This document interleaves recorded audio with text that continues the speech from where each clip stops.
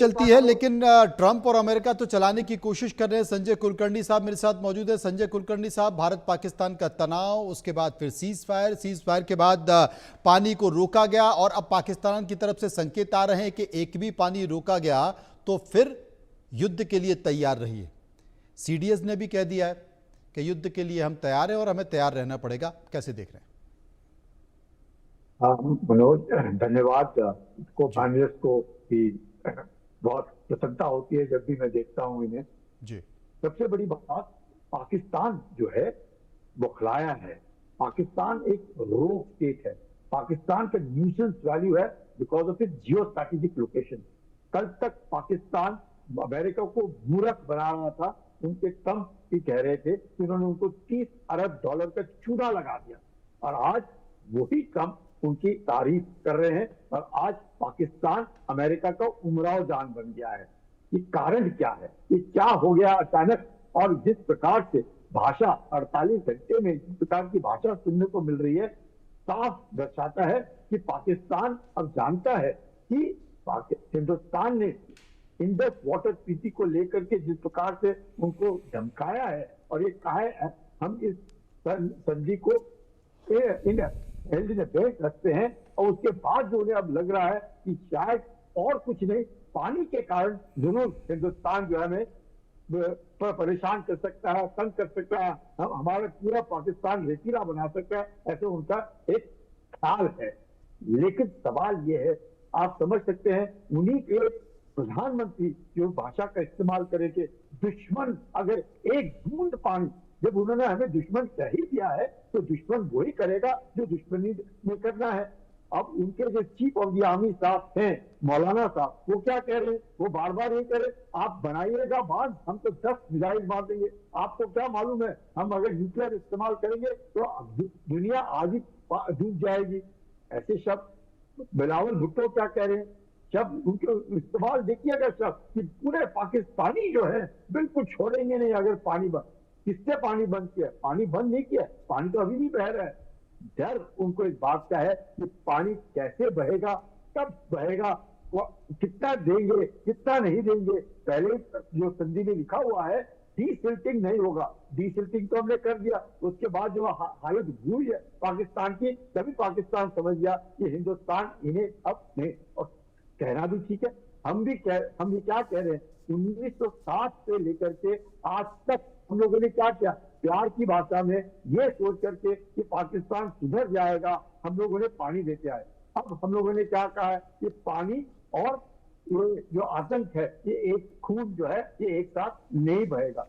वो क्या कह रहा है? खून बहेगा पर हम पानी लेकर के रहेंगे। देखते हैं ये गिरद भक्ति जो कर रहे हैं पाकिस्तानी। मुझे तो एक फौजी होने के नाते, और भी वेटरन, मैं ये कहूंगा करके तो दिखाओ, हिम्मत है तो करके दिखाओ। अब बकबक नहीं करो, देखते तो दो हाथ हो जाए, और देखते तो कौन किसका पानी रोकता है और कौन क्या करता है।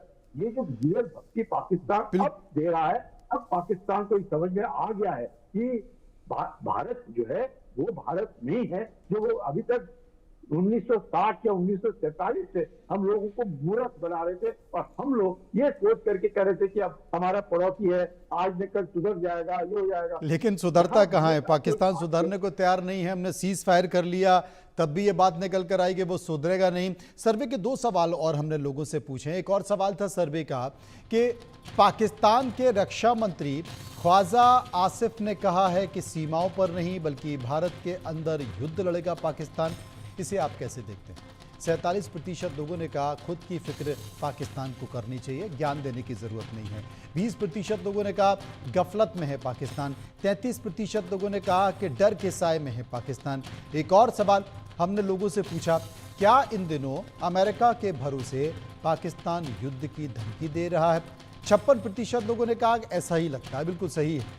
35% लोगों ने कहा पाकिस्तान की ये बड़ी भूल है, और 9% लोगों ने कहा कि पाकिस्तान खुद खोखला हो चुका है, वो क्या धमकी देगा। इस बीच तमाम सारी चीज़ों को मिलाकर कुछ रिपोर्ट एक हमने तैयार की, उस रिपोर्ट के एक बार गौर से देखिए।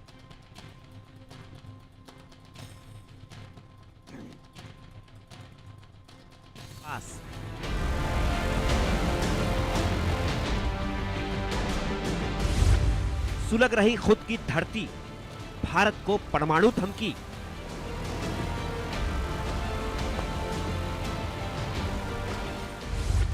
भारत ने रोका पाक का पानी, सूखा हलक, खतरे में जिंदगानी।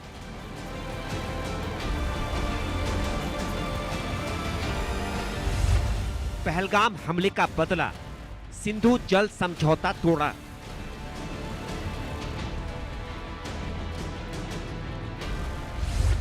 अड़तालीस घंटे में 3 पाक नेता भारत को रहे धमका।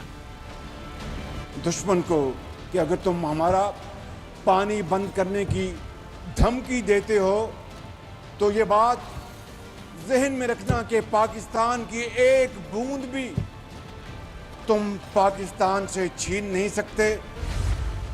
सिंदूर ने तोड़ी मुनीर सेना की कमर, ट्रंप के दम पर दिखा रहे अकड़।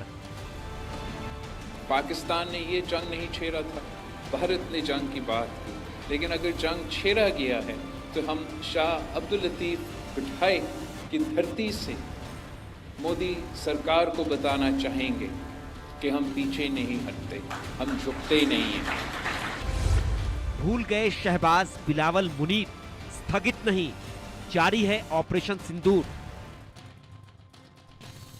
समय कम है, संक्षेप में सभी से चर्चा करना चाहूंगा। संजय कुलकर्णी साहब ने बहुत विस्तार से समझाया, लेकिन सुरेश गोयल साहब, अब आपको आगे की तस्वीर क्या दिखाई देती है?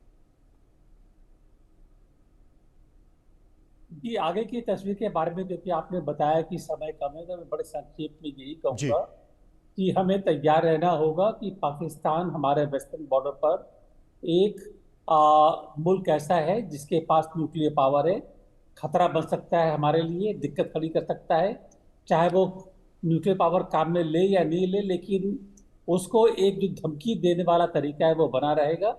और वो कभी भी उसके जो एक हिंदुस्तान पाकिस्तान की इक्वेशन रही है वो हमारे लिए खतरा बेकरार बना रहेगा। और इस खतरे में पहले हमको ये था कि यूएसए हमारे साथ है, उसकी कोई गारंटी नहीं है। चीन की भी इक्वेशन चेंज होती रहती है, लेकिन चीन की इक्वेशन काफ़ी फर्क है even as compare to 1 year ago. तो देखना होगा। तो मैं संक्षेप में यही कहूँगा कि हमें अपनी जो एरिया की जियो पॉलिटिक्स है और जियो सिक्योरिटी है उससे सावधान रहना होगा, क्योंकि हमारे लिए खतरा बाकायदा मौजूद है और हमें उस खतरे को समझना होगा और उससे सावधान रहना होगा। सावधान रहने की जरूरत है। संजीव साहब, मैं आपसे समझने की कोशिश करना चाहूंगा, क्योंकि आर्थिक तौर पर हम बहुत आगे बढ़ रहे हैं, बहुत सारे देशों के आंखों की किरकिरी बन रहे हैं, अमेरिका हो या चीन हो या फिर बांग्लादेश हो या तमाम और पड़ोसी मुल्क हों जो भारत को बहुत अच्छे तरीके से नहीं देखते हैं। क्या लगता है भारत की स्थिति को लेकर, सुरक्षा को लेकर और खासकर इन तमाम देशों के संबंधों को लेकर?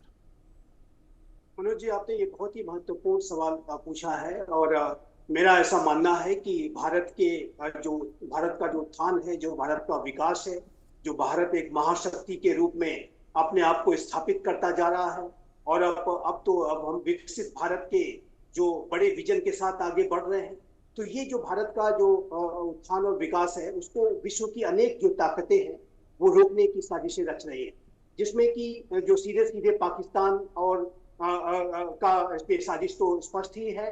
चाइना भी भारत को घेरने की कोशिश करता है। यूनाइटेड स्टेट्स ऑफ अमेरिका का जो डीप स्टेट है वो भी भारत के खिलाफ अनेक साजिशें रचता है और पूरे विश्व में जो एंटी इंडिया एक्टिविटीज करने वाले अनेक संगठन ऐसी साजिशें रचते हैं।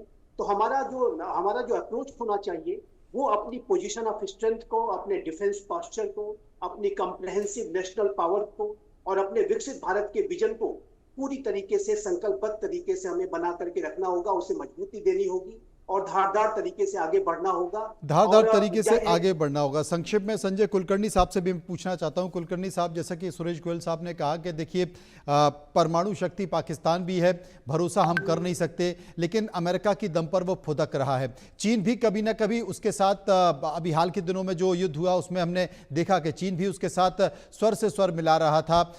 क्या जो आतंकी संगठनों पर हमले किए हैं, क्योंकि पाकिस्तान में तो बड़ा प्रभाव है, क्या माना जाए कि कुछ ना कुछ हरकत पाकिस्तान कर सकता है? मैं अंदाजा साहब से बिल्कुल सहमत हूँ, संजीव साहब से बिल्कुल सहमत हूँ। There are no permanent friends, there are no permanent enemy, there only permanent national interest. इसको मद्देनजर रखते हुए हम लोगों ने खुद अपने ऊपर विश्वास रखना चाहिए, आत्मनिर्भर रहना चाहिए। अमेरिका हो ना हो, हमें कोई लेना देना नहीं है। चीन कैसा व्यवहार करता है, ट्रस्ट बट वेरीफाई। हम लोगों ने 24/7 365 डेज अपनी तैयारी रखनी चाहिए। पाकिस्तान बिल्कुल आतंक का सौदागर है। पाकिस्तान ऐसा देश है, वो कुछ भी किसी वक्त भी कर सकता है। हम लोगों ने देख लिया, पहलगाम किया, हमें सिंदूर करना पड़ा, उसके बाद वो कैसे रोता रोता घुटने मेरे 90 घंटे के अंदर आ गया, अमेरिका की तरफ दौड़ा। तो ये सब पाकिस्तान करेगा। पाकिस्तान बिल्कुल आपने कहा, ना वो कभी सुधरा था और ना कभी सुधर पाएगा। बहुत बहुत शुक्रिया करना चाहता हूं सभी लोगों का जो मेरे साथ इस चर्चा में